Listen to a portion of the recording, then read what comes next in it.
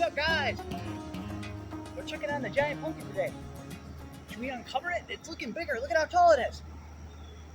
I'm kind of slanted on a downhill slope. Ready? Let's uncover it. Whoa, yeah, it's getting oranger. Oh yeah. Oh yeah, this is looking good. So I've been uncovering it during the day to let it get some sun. Is this in the way? Yeah, you can let it at this time of year. The weigh off's actually in only 6 days. So I've actually, for the last week or so, I've been uncovering it whenever it's sunny out. Make sure it doesn't rain on it, but I've been uncovering it so it'll really get darker orange, because genetically this one can be really dark orange. You can see it's already orange. But even in 6 days, it'll be even darker oranger than this. So I'm trying to win an award for prettiest pumpkin, because this isn't going to win for biggest. There's going to be pumpkins twice as big as this. Maybe 3 times bigger than this. So I'll bring you guys along to the weigh off, and I'll show you how I harvest this and load it up. And I'll bring you guys with, and I'll show you some of the big ones. But you'll see a lot of them are uglier or, different, you might want to say. But a lot of them aren't this nice, shiny orange color, and a lot of them have really weird shapes. Sorry, there's a loud truck. So today I'm also just doing a quick little video, show you what I'm gonna feed it. I'm gonna feed it one last time. So I was trickle feeding this fruit for the main part of the summer. The whole time it was growing, I was trickle feeding it every day. I'd give it 70 gallons of water fertilizer mix. So I was giving it small amounts of food every single day, and it mixed into 70 gallons of water, sometimes 100 gallons when it was real hot out and dry. But so yeah, let's get to it, and maybe I'll show you the other angles of it too. This pumpkin's kind of narrow this way. It's a short pumpkin, so it's tall this way, but it's not very long. So maybe I'll get another couple angles on it and show you guys, and then let's go up onto my deck and we'll mix up some. I'll show you what I'm gonna feed it. We'll mix up some fertilizer. Okay, yeah, so here's the side profile of the pumpkin. See how short it is in that direction? It's still cool, I like it, but they call that a pinwheel. And then here is the back side. It's already got some sun shining on it, so it's very bright. Let me see if I can fix that a little bit. Yeah, it's very, very beautiful, even from this angle. Pretty uniform, little dent on the top. Very cool though. So that's gonna be fun. We're gonna harvest that together. I'll show you how I do it. Okay, let's get mixing some food. Okay, actually I should step back. Look, the pumpkin plant. Hey, it's growing right up onto the deck. Here's some of the pumpkin plant. Yeah, so the pumpkin plant is growing up on my deck, and it took over you can see I still got some nice leaves back in there toward the woods. Look, it's growing up into that tree. It's going toward the satellite dishes. There's the pumpkin. And then the vines keep going way over there. Yeah, toward my driveway. So I still actually got some pretty good leaves for this time of year. I blame it on the seaweed. It keeps away the powdery mildew. And I'll show you another trick for powdery mildew as well that anybody can do. So my water tank is actually buried in them leaves. So you can see it bubbling. I got a big, powerful aerator that I turn on, and that'll stir up the water. But I pre-mix the fertilizers in some water and dump them in there, and then I pump them out. I pump them out into a garden hose that I just spray onto the plant or use like a sprinkler. So, okay, let me show you what I'm going to feed it. Okay, geez, I didn't know I was gonna have so much stuff. I'm like, I'll grab normally what I feed it, and I didn't realize all the stuff that I give it. So first off, a lot of people that non-growers will be like, hey, do you feed your pumpkin milk? That's such a common question. I don't know, because it must be an urban legend about the calcium that's in milk would help the plant, but that's the wrong kind of calcium. The plant can't pull calcium from milk, as far as I know. It's the wrong type of calcium, or it's in the wrong form, I should say. So, but I do want to share something. milk can be used for something. It can be used to treat powdery mildew. And that is a major happening for pumpkin growers. It happens every fall. You'll get powdery mildew. It's the little white spots on the leaves. And you can use milk. So what you do is you mix it 40% milk, 60% water. And it's best to use whole milk because it has more fat in it. And it's actually the proteins that are in the fat that create an antifungal, have like antifungal properties. They have like an antiseptic effect, and it can stop or slow down or prevent it from happening in the first place, the powdery mildew from setting in. So that's kind of a cool fun fact that you could just use 60% or I mean 40% milk and 60% water and spray it on your leaves, coat them. And some people say to do it in sun because it's the sun that creates that reaction with the proteins that makes it antifungal. Very strange. They're still studying it, to be honest. Okay, enough jabbering about that. So what we're going to feed it today, this is going to be the final feeding. I've been doing a lot of this master blend. I've been feeding that. I was trickle feeding that daily. Here's what, let me see if I can see behind the camera. This is what amounts I was feeding it. These are grams. So this is how many gallons of water. So if I was using 50 gallons, I would do 120 grams of master blend, 60 grams of Epsom salt, and 120 grams of calcium nitrate.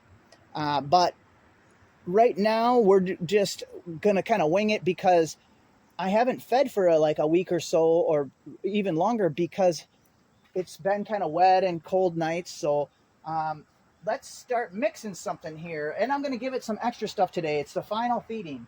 So let's see how many grams. I was just going to give it the rest of this master blend. Let's see how many grams it is. And I'm mixing 70 gallons of water. Okay, so that's 60. So, oops, okay, I'll add that there. I have a water bucket here with a couple gallons of water in it, a 5-gallon bucket. You always want to add all this stuff to water. You don't want to first add it into a bucket and then add water. Otherwise, weird chemical reactions could happen and seize up and lock up nutrients. Some of this needs to be mixed in order too, so follow your directions. This has to be added before and dissolved before you add calcium nitrate, or yeah, they'll bind with each other weird and won't be available for the plant. So in this case, I'm going to mix master blend first, and we did 60 grams plus another 60, so that's 120 grams. That's good. That's, my bag's empty. Let's do a little bit. This stuff's a little scary. 0050 potash. It's sulfate of potash, so it's pure potassium.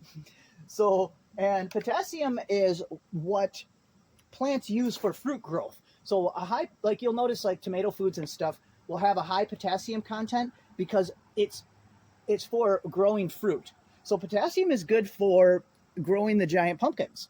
But you got to be careful because you could literally split or blow up your pumpkin. I'm not too worried about it now because my pumpkins mature. The plant's slowing down, you know. So I'm just going to give it, this is the most I've ever given it, actually, 34 grams. So if I blow up the pumpkin, I'll let you guys know, and I'll start crying probably. Maybe that'll just give it one more little last boost. Epsom salt, I'm going to give it, let's see, magnesium, what should I give it? We can give it 60 grams.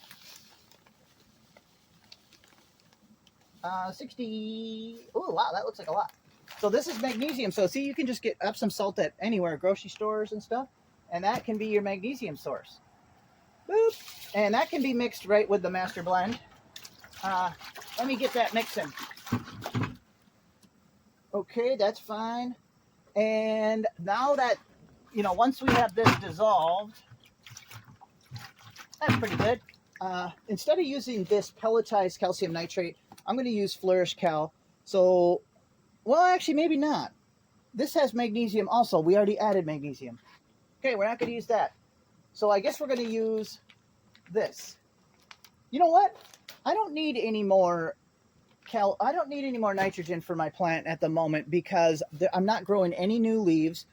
I don't want to be anyway. Vine growth, I'm not worried about. I only got 6 days till the weigh off. So I am not going to add any of that.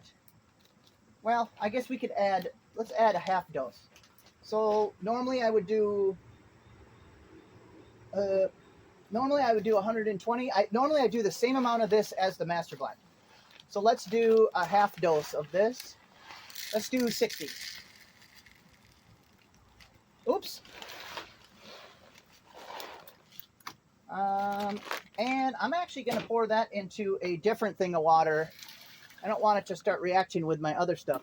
I'm going to let it soak. I'm going to let it soak in here because it'll take a little while for these the calcium nitrate pellets to start breaking down.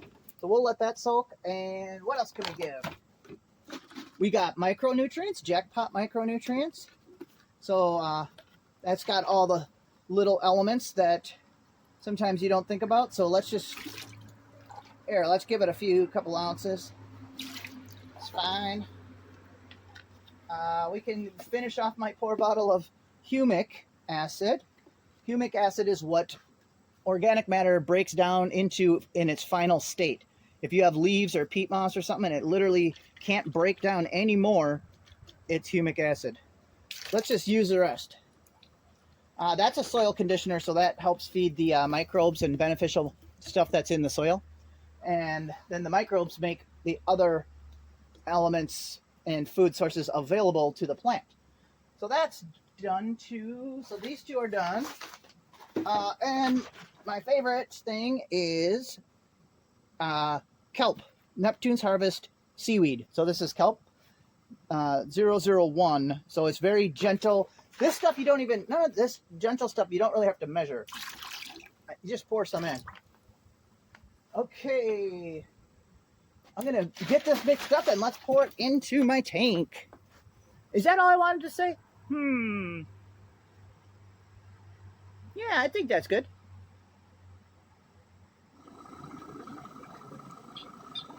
Okay, you can't really see my water tank anymore. The plant took it over. Oh my goodness, I can't even get at it.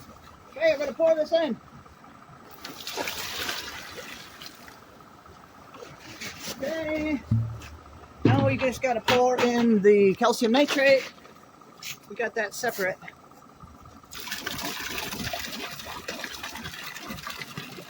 There we go. I wonder if any of them tapped roots down into there. Let me go look.